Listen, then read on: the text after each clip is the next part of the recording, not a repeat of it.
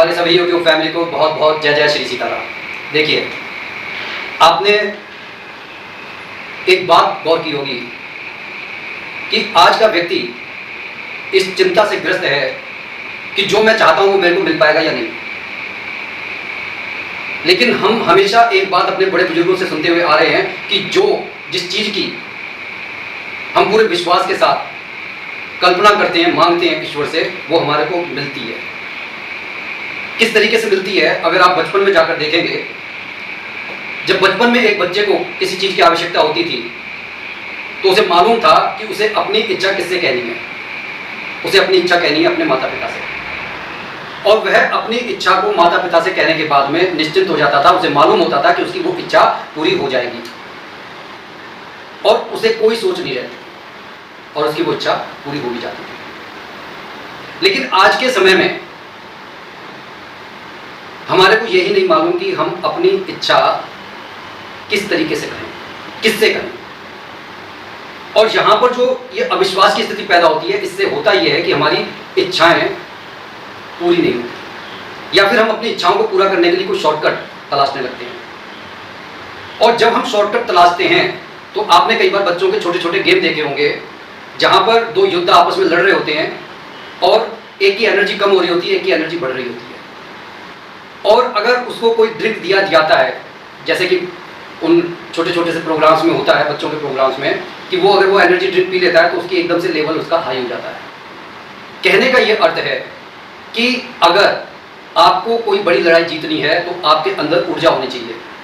लेकिन अगर आप छोटी छोटी लड़ाइयों में अपनी ऊर्जा को खर्च करते चले जाएंगे तो होगा क्या कि जिस लड़ाई को आपको जीतना है उसको जीतने के लिए ऊर्जा आपके पास नहीं होगी। और अगर उस ऊर्जा की जगह पर आपके पास वो एनर्जी ड्रिंक नहीं है, उनके अंदर वो एनर्जी ड्रिंक का काम ये है कि आपकी एनर्जी को, आपके जो विश्वास को बढ़ा देना, आपकी एनर्जी को बढ़ा देना, ताकि आप उस लड़ाई को जीत सकें।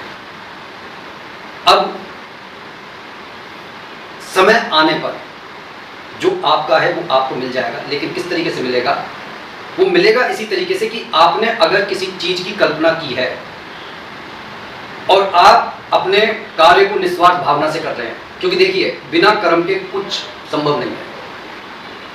एक, आपका कर्म सही होना चाहिए, क्योंकि भगवान श्री कृष्ण ने कहा है कि कर्मण्येवाधिकारस्ते मा फलेषु कदाचन, कि कर्म आप कीजिए, फल की चिंता मत कीजिए, फल उनके ही हाथ में है, आप वो छीन नहीं सकते।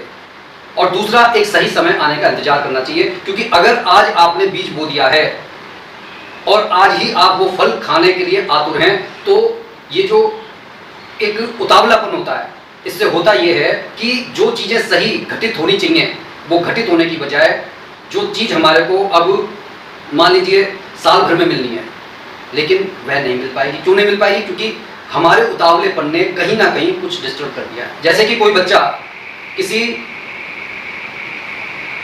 कॉम्पिटिटिव एग्जाम की तैयारी कर रहा है और उसके दिमाग में कॉम्पिटिटिव एग्जाम से ज्यादा ये चल रहा है कि क्या मैं इस एग्जाम को क्लेरिफाई कर पाऊंगा या नहीं। जबकि इस समय उसका उद्देश्य, उसका पूरा फोकस इस बात पर होना चाहिए कि ये जो मैं तैयारी कर रहा हूं ये कंप्लीट, और इसके अंदर का जो भी कुछ है वो मेरे को आना चाहिए। कहने का ये अर्थ है कि अगर मैं दिशा से अलग जाऊंगा, मेरे को जाना उत्तर की तरफ है, मैं दक्षिण की तरफ जा रहा हूं, तो मंजिल मिलना मुश्किल हो जाएगी। इस बात को अगर मैंने समझ लिया, कर्म के इस रहस्य को मैंने समझ लिया, और सबसे बड़ी जरूरी बात कि देखिए, भगवान ने जो कुछ रचा हुआ है और जो मैं प्रारब्ध के कर्म करके आया हूं और जो मैं आज कर रहा हूं, उन सब का मिला जुला स्वरूप आज मेरी जिंदगी है। मैं जैसा भी हूं, मैं गरीब हूं, अमीर हूं, परेशान हूं, दुखी हूं, रोगी हूं, वो सब मेरा अपना कर्म है। और जो कुछ मैं चाहता हूं वो सब कुछ मेरे को मिलेगा, क्योंकि मैंने यूनिवर्स से कह दिया है। बिल्कुल उसी तरीके से जैसे मैं बचपन में अपने माता पिता से कहता था, वो मुझे मिल जाता था, वो मुझे आज भी मिलता है। लेकिन गलती सिर्फ यहाँ पर हो जाती है कि अगर वो मुझे 1 साल में मिलना है, 6 महीने में मिलना है, 3 महीने में मिलना है, लेकिन अगर मैं दूसरों का बुरा चाह रहा हूँ, दूसरों का अहित चाह रहा हूँ, दूसरों से घृणा कर रहा हूँ, तो वो जो प्रोसेस है जो मेरे को 1 साल में मिलना चाहिए, वो कर्म का प्रोसेस खराब होने से होगा ये कि फिर चाहे मैं कितने भी उपाय कर लूँ भगवान को मनाने का या फिर अपने समय को मनाने का, वो मेरे को नहीं मिलेगा।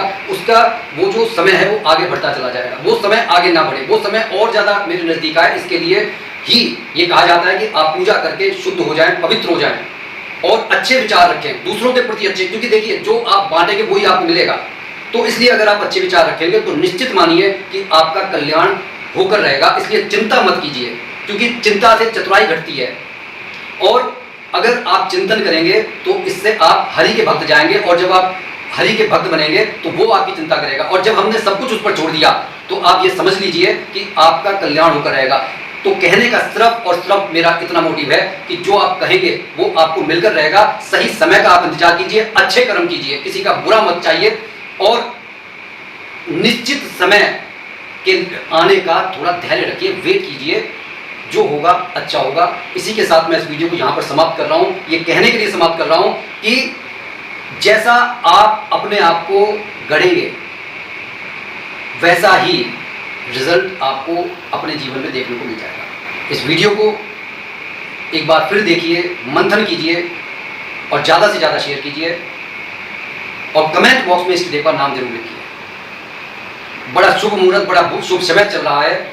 इस समय में जितने आप अच्छे कर्म करेंगे, जितने लोगों की दुआएं लेंगे, ब्लेसिंग्स लेंगे, आपके जीवन में अगर बुरे कर्मास होंगे वो भी उन अच्छे दुआओं से खत्म हो जाएंगे। लेकिन अगर आपने बद्दुआएं ले ली किसी का दिल दुखाकर, तो जो आपको मिलना होगा वो भी आपके हाथ से छीनने का चांसेस बढ़ जाएगा। इसलिए कोशिश कीजिए कि अच्छे कर्म कीजिए, और इस शुभ समय में भगवान का नाम ज़्यादा से ज़्यादा लीजिए, आपका कल्याण होकर रहेगा। बोलिए जय जय श्री सीताराम।